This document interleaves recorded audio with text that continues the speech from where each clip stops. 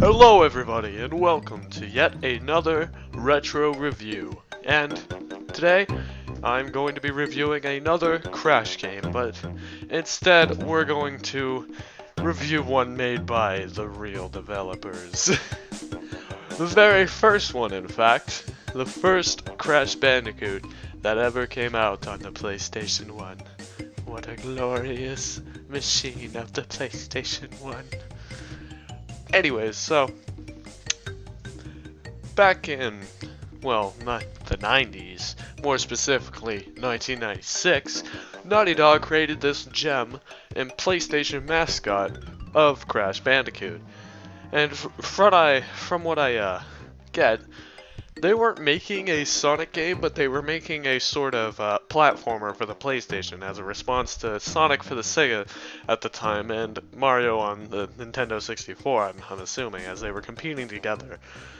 And so back in 1996, they basically made what they codenamed the Sonic Ass game. Oh, Crash Bandicoot is, well, yeah. You stare at his ass all day, and you platform on top of these boxes there, and jump over these chasms here, and kill things that are trying to kill you, sort of indirectly, but you know. Now, Crash Bandicoot 1 isn't my favorite, but then again, I didn't play this until, you know, I was naughty Nelly, and I downloaded it for my emulator. But anyways, I didn't play it till then, but it doesn't mean that it doesn't hold a special place in my heart, as Crash is one of my favorite characters right next to Sonic. And anyways, so this was presumably, from what I could tell, a platformer just made in response to Mario and Sonic at the time. And man, was it a response? It's like a big middle finger to Sega and like just brushing off Nintendo. I mean, not saying that Mario 64 wasn't a good game, but man, was this pretty good for what it is. So, pretty much, if you don't understand what Crash Bandicoot is, and if you don't understand who he is, then I suggest you get the fuck out of here right now. Go, hit that X on the top of your video, or hit the big YouTube logo right there. Just leave.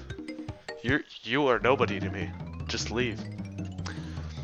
So and my feeling of on how I do these retro reviews, I'm gonna talk about what really made these games,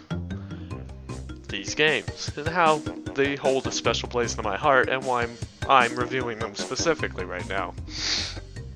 So, why these games hold special places in my heart is, this is the first gem that I came to know made by Naughty Dog. And even today, Naughty Dog is known for holding up, well, you can look back and they have a goofy past of games with a little less of what they are today. A little. These games are more about gameplay than what they are known for, than what Naughty Dog is known for today, and that's story. You might remember them from, you know, the Uncharted series, perhaps, if you happen to be a PlayStation kind of person, or, you know, Xbox. It doesn't matter, I own both, who cares. Anyways, the gameplay in this is basically a platformer, except, well, there's these boxes that you can break, and that gives you a gem. And yeah, so pretty much you're called upon to go defeat Cortex because he's stolen your girlfriend. And yeah, you escaped from this madman before, but now you have to save your girlfriend. And this one isn't particularly my favorite, because I guess maybe I'm just fond of the warp room, and rather than the straight sort of, I don't want to say linear, but because they're all kind of linear. Well, they're not. It's not, yeah, it's linear. It's not open. It's linear. It's definitely, every Crash game is technically linear, but that's not the point. It just looks a little more predictable, I suppose, than Crash 2 or 3, or even Crash Cortex Strikes Back. Those are really my only real Crash games, well, other than Bash and CTR Racing, but hey, you know, They weren't made by Naughty Dog. I'm talking, well, neither was, God, I am just rambling on here. Gameplay in this is pretty much, you collect gems, you collect crystals, and I believe there's a death gem scrambled upon in there as well. But, yeah, after each level you're awarded a crystal. A crystal, yes, a crystal. A crystal. Because they're just kind of really open there and there. But if you really want a challenge, you go for the gems. The gems allow you to enter new areas, presumably, pretty much. So yeah, there's gems and there's crystals. I think that's all that's in this game. But there is another thing, special tokens that are found, the little mystery tokens. The mystery tokens known as bonus rounds, bitch! These bonus rounds, you know, that's where you pretty much get, I'd say I got most of my lives from those bonus rounds, you know? So, that's pretty much the gameplay. You collect peaches, you collect the gems, and you collect the crystals. What else is there in this game? I mean, what else could this game possibly have? Well, the story in this game is that Crash Bandicoot it's basically set on a trio of islands southeast of Australia, which makes a lot of sense. But these islands specifically are all owned by Dr. Neo Cortex, with his aid of his old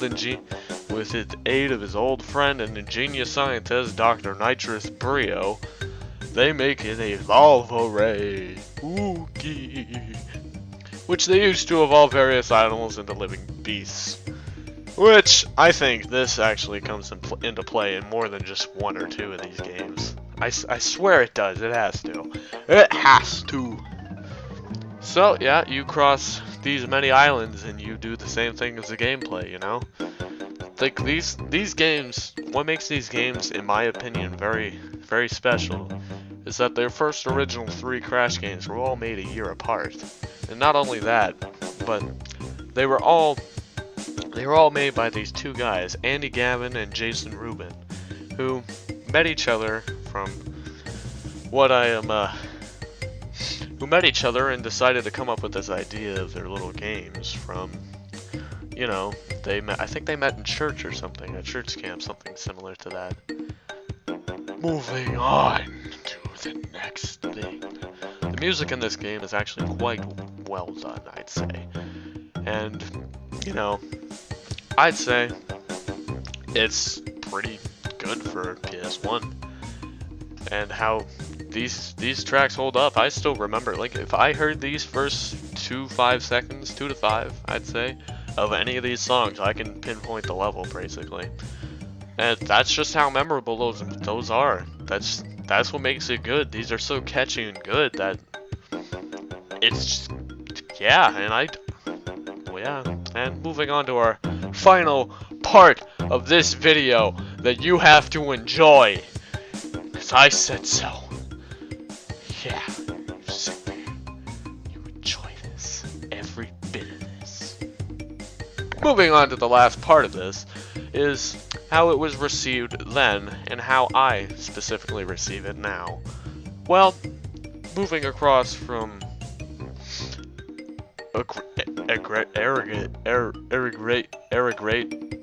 arrogate scores, so in a percentage, it was 80%, basically. Yeah, rounded down to about 80%. It's actually 80.40, but that's not important. Anyways,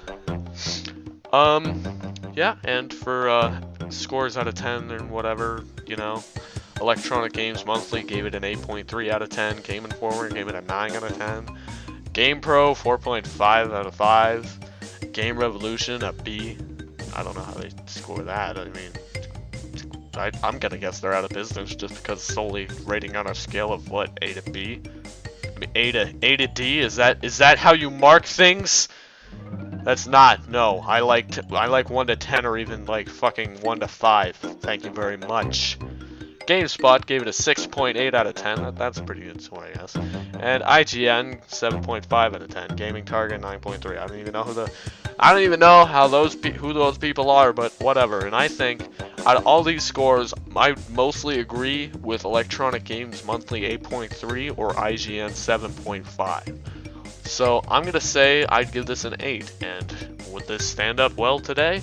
Well, I'd say this game is pretty done for what it is, and if I handed it to a 4-year-old today, I'd say that 4-year-old would love the shit out of this game, just like I did years ago. Now, that's it for this retro review today, and as for my next video, I have no goddamn clue what I'm doing this time. I might alternate between the next video and do a present day whatever I've been fooling around with lately. I might do that, or maybe I'll do another retro review. I'm thinking I'm either going to do the sequel to Crash 2, or I may do Sly Cooper on PS2. Or maybe, just maybe, I'll bring up Metal Gear Solid. That's a definite for sure coming around, but I don't know when I'm going to do that. Anyways, that's it for this video today. Remember to like, comment, and subscribe. Tell me how I'm doing. I'd really appreciate your feedback. If you want to see a different retro review, if you have any suggestions, instead of doing what I want to do, if there is a very popular suggestion, I will definitely do it. So, if anybody wants me to do something, put it out there right now. Go down to that comment section, put it out there.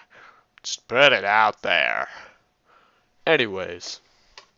Yep, like, comment, and subscribe. Thanks for watching.